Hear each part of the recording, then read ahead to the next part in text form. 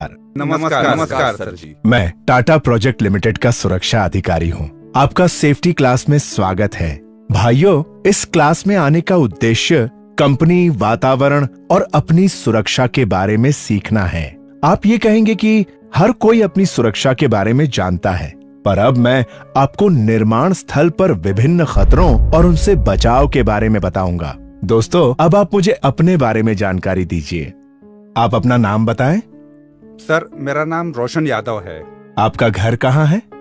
हैदराबाद। आपके घर में कौन कौन है? माँ, पिताजी, दादी, बहन और मेरी पत्नी। दोस्तों, आप लोगों का परिवार भी रोशन यादव जी के परिवार की तरह होगा। दोस्तों, आप जानते हैं आपको काम का अवसर क्यों मिलता है? आप बताएं। काम अच्छा करने से। ठीक है, अब आप बताएं। काम जानते हैं इसलिए। और आप? शरीर स्वस्थ हो तभी काम मिलता है। बिल्कुल सही। ईश्वर ने हम सबको एक स्वस्थ शरीर प्रदान किया है।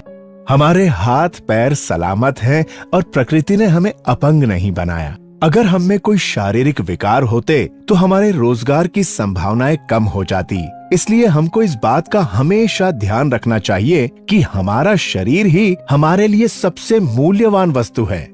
ध्यान रखें, अगर शरीर स्वस्थ नहीं तो काम नहीं, और काम नहीं तो कमाई नहीं। अब मैं आपसे पूछता हूँ कि काम की क्यों आवश्यकता है? साहब, काम की वजह से हमारे परिवार की जरूरतें पूरी होती हैं।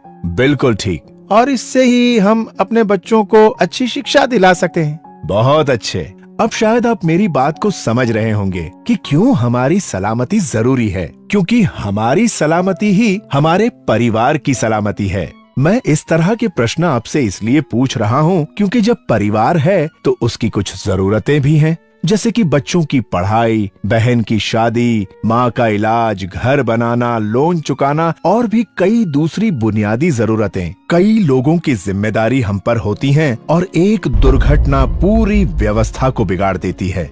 दोस्तों, याद रखें, किसी कामगार के साथ घटित दुर्घटना जितना कष्ट उस कामगार को देती है, उससे कहीं ज्यादा दुखदाई उसके परिवार वालों के लिए होती है। मैं आप सबसे पूछता हूँ, सोचिए कि आप किसी दुर्घटना के शिकार हों तो क्या हो सकता है? साहब, जान जा सकती है। साहब, हाथ पैर भी बेकार हो सकते हैं। बिल्कुल ठीक। लेकिन अगर चोट जानलेवा नहीं है और कुछ समय में ठीक हो सकती है, तो क्या उस स्थिति में थोड़े खतरे लेकर काम करना उचित है क्या?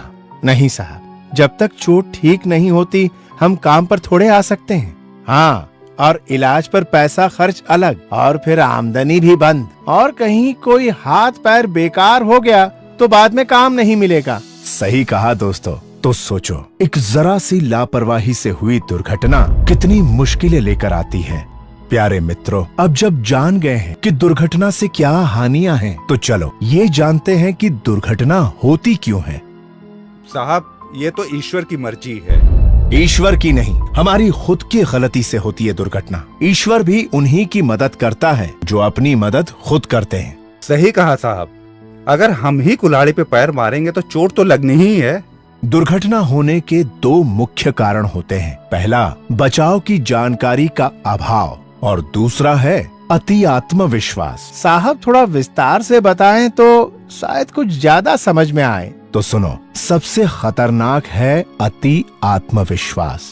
खतरों की सारी जानकारी होते हुए भी ये सोचना कि कुछ नहीं होगा और खतरे उठाकर काम करने से ही सबसे ज्यादा दुर्घटना होती है। और इसलिए अब मैं आपको कार्य से संबंधित खतरे और उनसे जुड़ी सावधानियों के बारे में बताऊंगा। तो ध्यान से सुनिए उन बचाव के तरीकों के बारे में जिनका कार्यस्थल पर हमेशा पालन होना चाहिए।